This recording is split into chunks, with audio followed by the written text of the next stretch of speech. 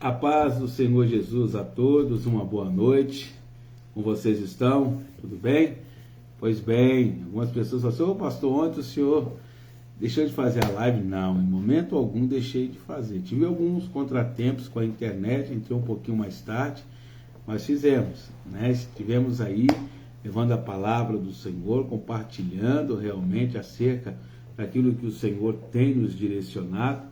Mas hoje estamos aqui. Nós estamos novamente trazendo palavras de paz, momentos de reflexão, momento de aprendizado. Quero cumprimentar vocês que já estão entrando, né? Diaconisa Elisângela Aquino, pastor Ailton Nunes. Que Deus esteja já a abençoar poderosamente a vida de cada um de vocês, meus amados.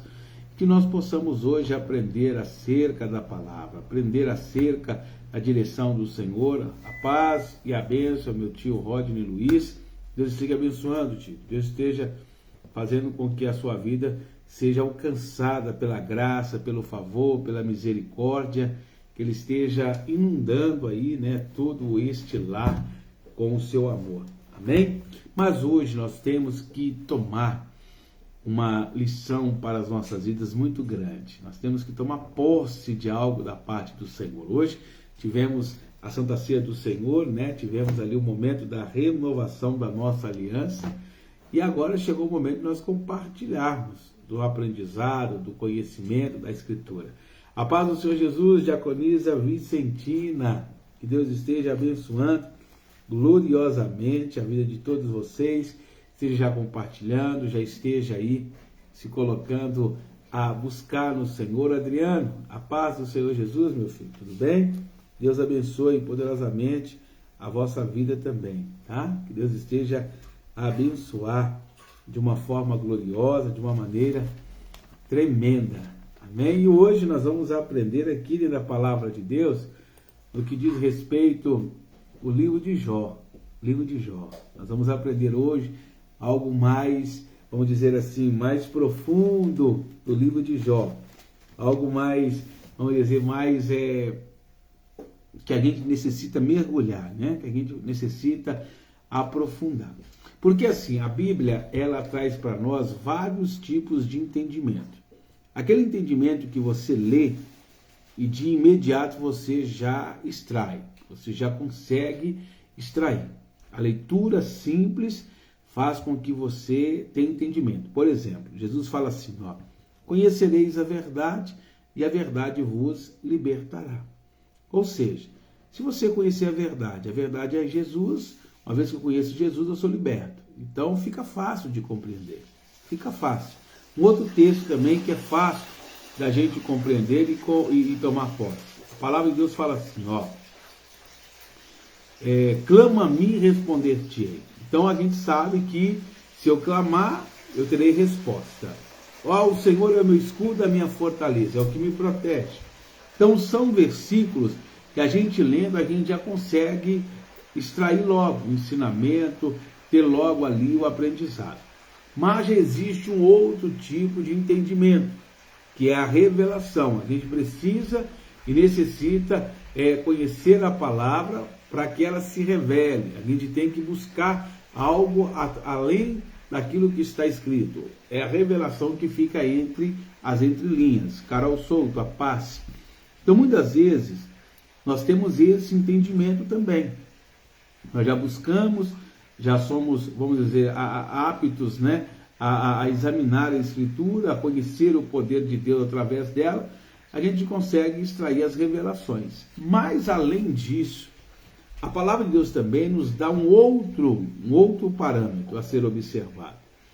Há momentos da nossa caminhada com Deus, há momentos da nossa jornada com o Senhor, que nós vamos ver que Deus, Ele também mostra sofrimentos de pessoas que não estão vamos dizer assim, sempre em evidência.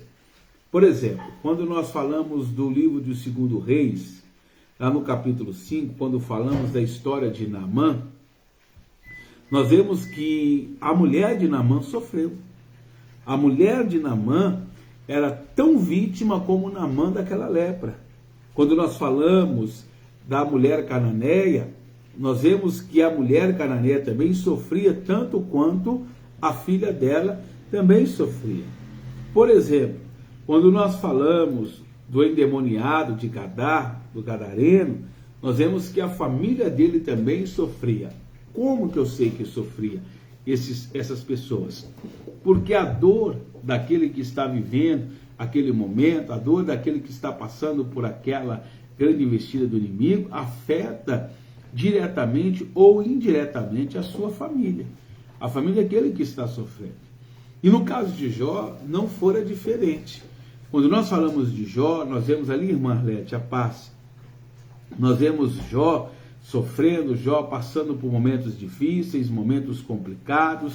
Nós vemos Jó, Eduardo Mourão, a paz. A gente vê que muitas pessoas têm Jó como um homem que sofreu, um homem que padeceu, um homem que ele viveu ali as afrontas de Satanás, mas por se manter fiel a Deus, Deus o honrou. Só que a gente esquece de ver o sofrimento também da esposa de Jó. Aquela mulher que ela viu também tudo o que acontecia em volta de Jó, e para ela não foi fácil. Não foi fácil.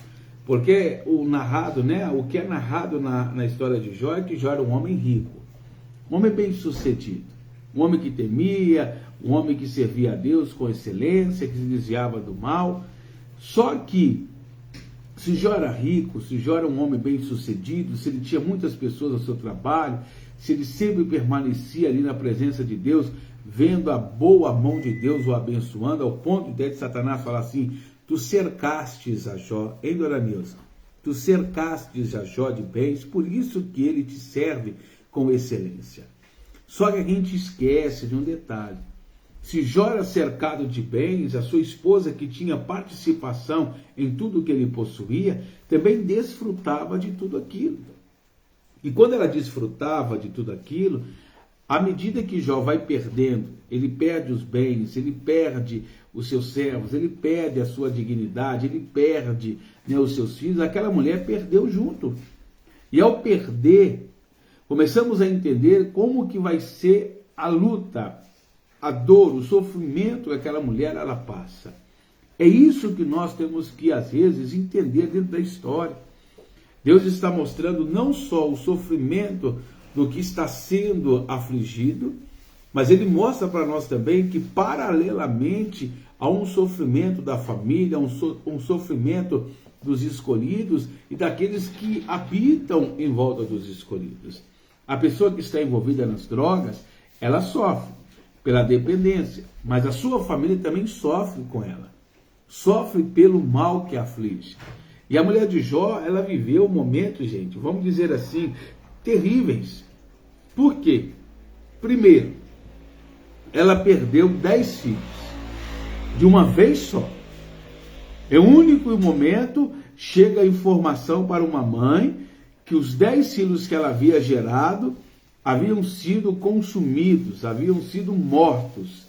A dor, a pancada naquela mulher foi muito brutal, foi muito grande, porque ela não tinha com quem agora chorar, ela não tinha com quem desabafar.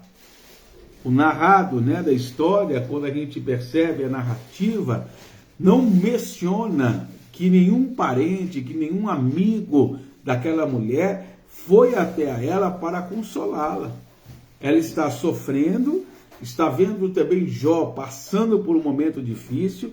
Se não fosse, né, o bastante de Jó sofrer, de Jó padecer por tudo aquilo que havia acontecido, perdido o seu gado, perdido os seus camelos, perdidos os seus bois, as suas juntas, as suas jumentas, perdidas as suas ovelhas, as pessoas que trabalhavam para ele, até a dignidade de Jó ela foi afetada.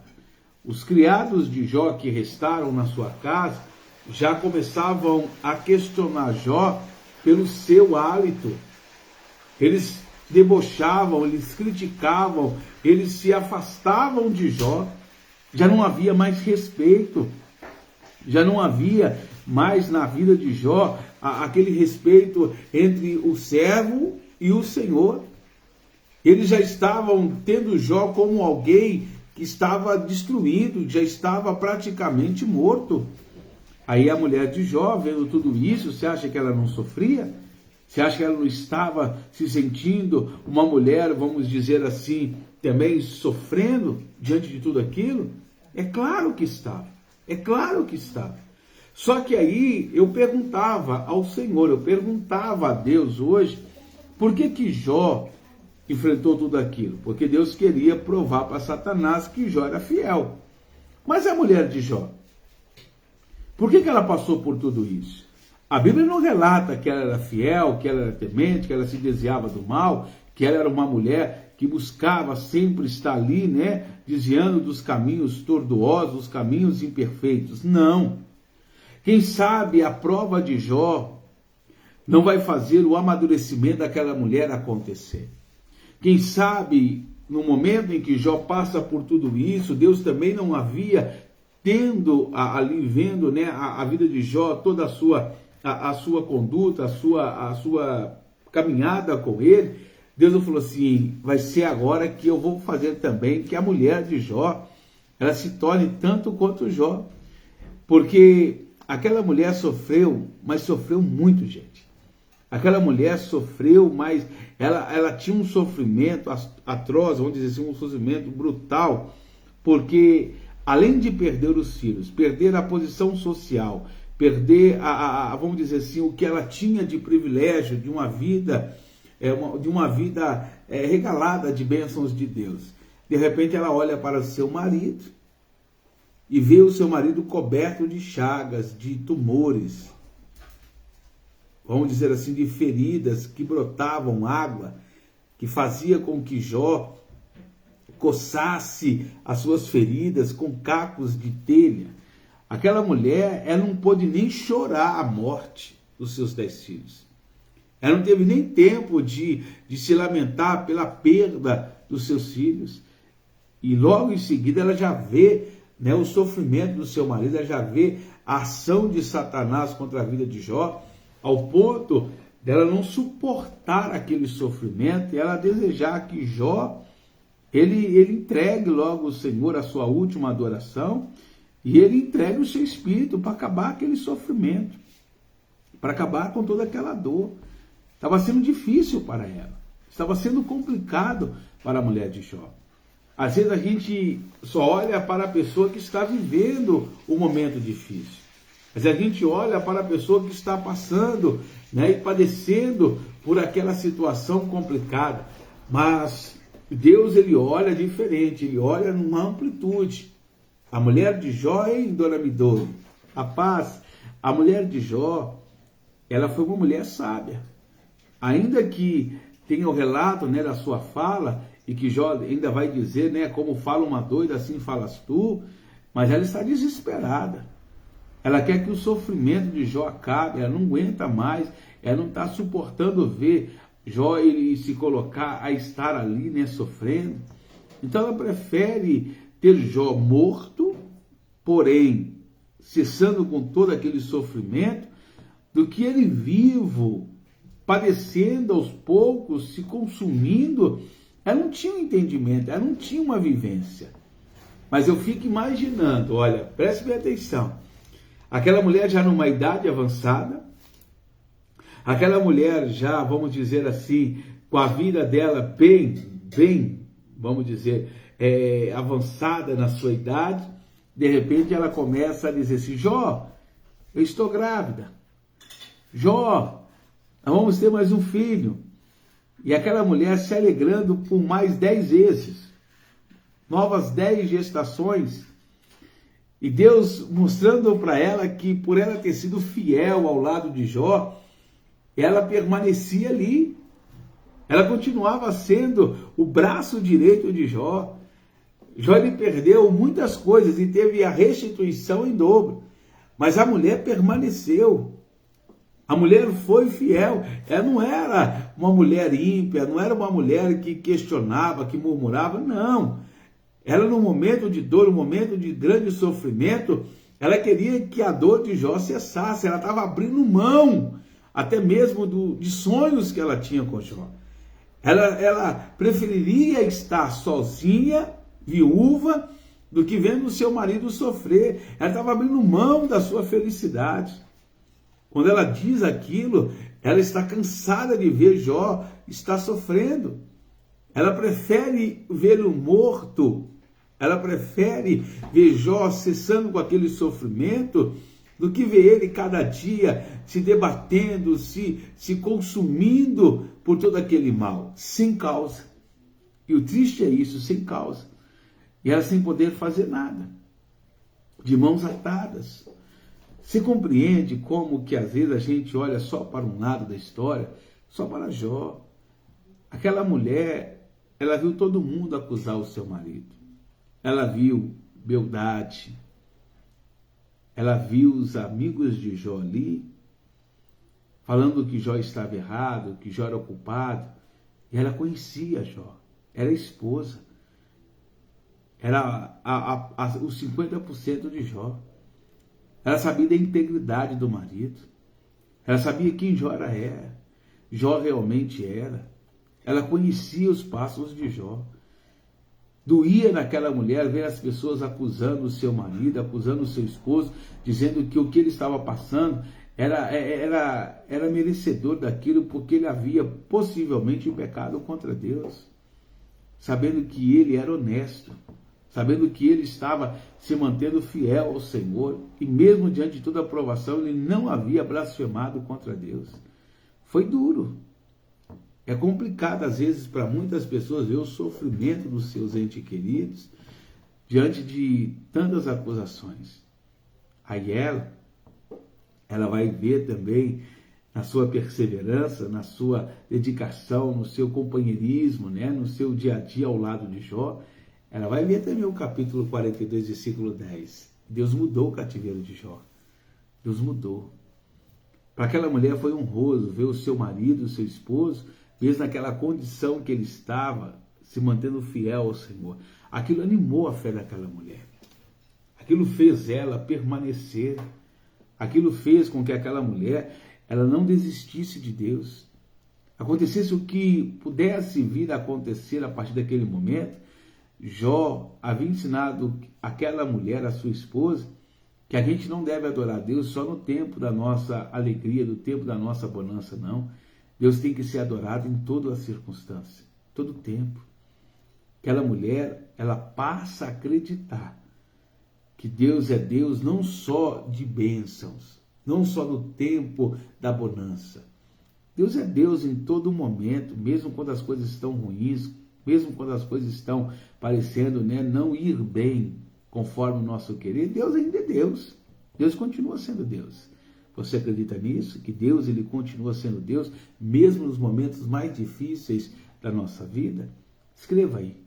Você que crê, diga assim: eu creio, pastor, eu confio. Eu acredito que Deus é Deus.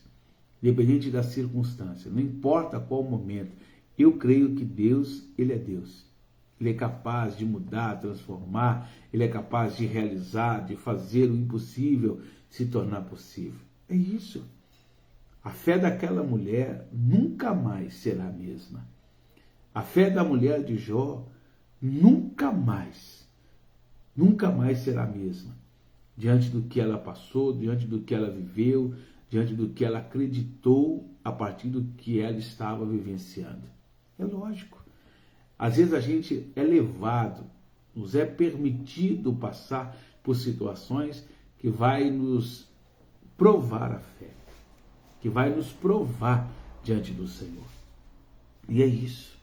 Por mais que seja difícil, por mais que seja complicado, permaneça fiel. Pois o Senhor, ainda quando nós somos infiéis, ele é fiel. É verdade ou não é? Aí eu fico vendo lá no capítulo 42, versículo 10, quando diz assim: Deus mudou o cativeiro de Jó. Aí quem via Jó lá se lamentando, né, pelas chagas, chorando por todo aquele sofrimento, vai ver Jó agora sorrindo. A casa de Jó, que estava vazia, agora cheia novamente. Uma garotada correndo lá. Alegria sendo restaurada dentro do lar de Jó.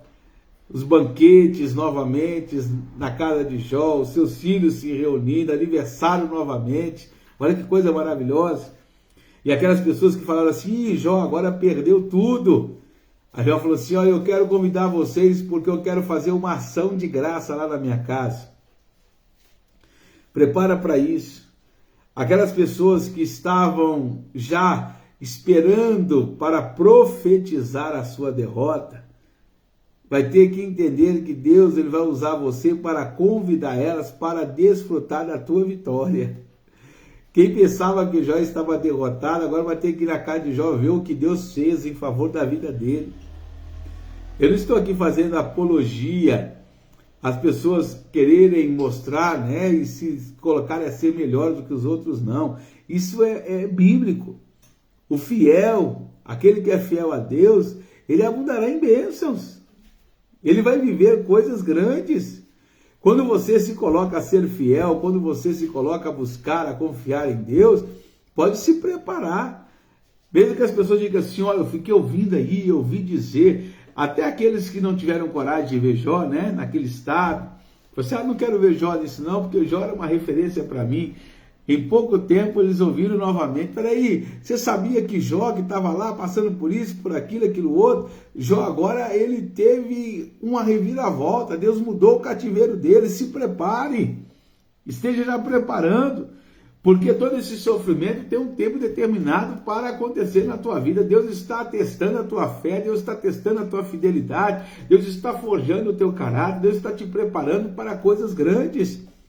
Ai, meu Deus, então quer dizer que tudo isso vai acabar, tudo isso vai cessar? Claro que vai. Você tem dúvida disso? Deus está dizendo para nós que tudo isso uma hora acaba, Zela, né? Olha bem o que está dizendo.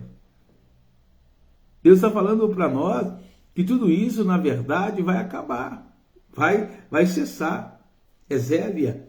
Então, olha, Deus, ele quer simplesmente que nós passemos agora a confiar nele. Se você, às vezes fala assim, pastor, eu não me identifico com Jó. Eu me sinto como a mulher de Jó, que o senhor falou aí. Por quê? Porque, na verdade, eu tenho sofrido por pessoas que estão passando por provas. Eu estou sofrendo porque o inimigo se levantou contra a vida de algumas pessoas próximas de mim, e vendo essas pessoas sofrendo, eu também sofro. Mas se prepare que quando Deus exaltar essa pessoa, você também será exaltado, você também será honrado através da vida de cada uma delas. Deus ele não faz nada pela metade, não. Deus é fiel, Deus é bom. Amém? Eu quero pedir que você que está me acompanhando e sempre tem me acompanhado, eu quero que você coloque da onde você está me assistindo, da onde você está me acompanhando. Por quê? Quero orar por você no final desta live, quando eu terminar a minha oração, mas eu quero orar específico. Eu quero orar abençoando a tua casa, abençoando o teu lar, abençoando a tua família. Eu quero, por exemplo, você fala assim, Vicentina, ela fala assim, eu falo de Belo Horizonte. Venda Nova, Belo Horizonte. Então eu sei que a Vicentina fala de Venda Nova de Belo Horizonte. Então você que está me acompanhando agora, antes de nós orarmos, falta 4 minutinhos para mim começar a oração, aí você coloca aí. Fala assim, pastor, eu falo, por exemplo, de São Paulo, Itaquera, São Paulo. Pastor, eu falo aqui do Serra Verde, Belo Horizonte. E aí eu vou estar orando por você, eu vou estar apresentando você e a sua família diante do Senhor. Eu vou iniciar um propósito aí de oração, eu vou iniciar um propósito de monte, e eu quero apresentar você, eu quero apresentar a sua família no altar do Senhor, diante de Deus. Eu quero saber de onde você fala, eu quero apresentar ao Senhor você de uma forma específica, né? Oh, meu Deus, visita lá em São Paulo a nossa irmã Midori. Visita lá em São Paulo, Senhor, a nossa irmã Arlete. Visita lá no Paraíso das Pirrabas, em Justinópolis, meu irmão Reginaldo. Visita lá na Pedra Branca, né, em Justinópolis, a nossa querida, né, Carolina Souto. Olha lá o nosso irmão Adriano, lá de Guarulhos, em São Paulo. Visita ele lá, a sua parentela, a sua família. Porque aí Deus ele vai de uma forma já objetiva, direta, conclusiva. Tá bom? Faça isso. Porque o endereço da bênção, ele não pode ser errado. O endereço da bênção tem que ser certinho. Que a palavra diz assim: o Senhor mandará que a bênção ela vá até você e te alcance. A bênção ela será determinada. E aí eu preciso do endereço para a bênção te encontrar, a bênção te achar certinho aí, tá bom? Creia nisso, né? Deus é fiel, Ele é bom, Ele é maravilhoso, né? Deus vai fazendo a obra dele, vai fazendo aquilo que é necessário para que cada um de nós viemos viver coisas grandes aí. Está chegando o momento da oração, está chegando o momento de nós orarmos a Deus. Todo sofrimento tem um propósito. Todo sofrimento tem um momento realmente de se findar, de se acabar. E quem sabe hoje não é o fim de todo este grande tempo sombrio que você está passando, que você está enfrentando? Aqueles que confiam no Senhor terão as suas asas renovadas, suas forças revigoradas, e subirão como asas de águia, né? Correrão e não se cansarão, caminharão e não se fadigarão, né? Porque esperam no Senhor, confiam em Deus. Amém? Curve a tua cabeça, fecha os teus olhos. Chegou o momento de nós falarmos com o nosso Deus, falarmos com o nosso Pai. Senhor nosso Deus e soberano Pai, mais uma vez estamos aqui reunidos na tua presença, diante do Senhor, dispostos a ouvir a tua voz, aprender acerca da tua palavra. Dai-nos, ó Deus, sabedoria, discernimento e entendimento. Fala conosco. Usa o teu Espírito Santo a ministrar em nossos corações. Abre a nossa visão. Prepara-nos, ó Deus, para a batalha. Adestra-nos, ó Deus, para a guerra.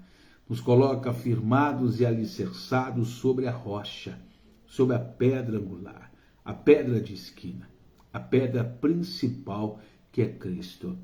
Nos dá, meu Pai, um espírito inabalável.